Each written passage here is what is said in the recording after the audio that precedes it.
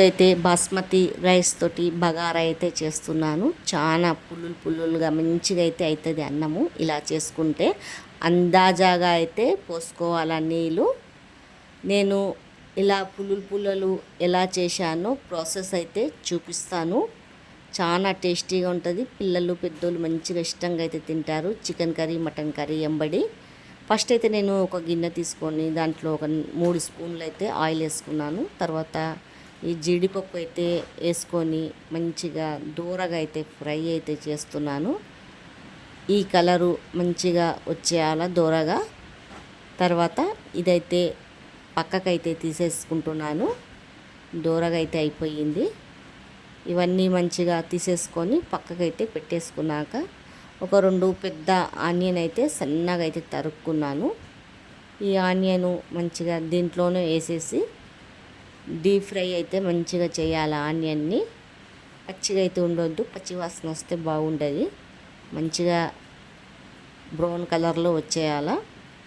తర్వాత ఫ్రెష్గా నూరుకున్న ఒక చెంచాడు అల్లం పేస్ట్ అయితే వేసుకున్నాను. ఇవి రెండుని మంచిగా డీప్ ఫ్రై అయితే చేసుకున్నాను పచ్చివాసన పోయే వరకు. తర్వాత పట్టా, లవంగాలు, ఇలాచీలు అయితే వేసుకున్నాను. ఇది కూడా 1 నిమిషం అయితే ఫ్రై చేసుకున్నాను. తర్వాత కొత్తిమీర, పుదీనా సన్నగా తరిగి అయితే పెట్టుకున్నాను. ఈ కొత్తిమీర, పుదీనా వేసేసి ఒక 2 నిమిషాలు మంచిగా డీప్ ఫ్రై లాగా చేయాలి దీన్ని. ఇది కూడా పచ్చివాసన వెళ్ళిపోతుంది. ఇవంతా ఏంపేయాలి బాగా.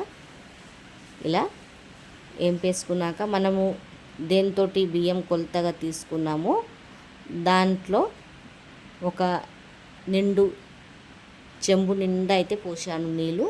ఇంకొక సగం పోసాను. 1 చెంబు అయితే తీసుకున్నాను బియ్యము. 1 చెంబు సగం అయితే పోసాను కొలతగా. అప్పుడే అన్నం అనేది మంచిగా అవుతుంది. తర్వాత ఒక 10 నిమిషాలు అయితే బాస్మతి రైస్ అయితే నానబెట్టుకున్నాను.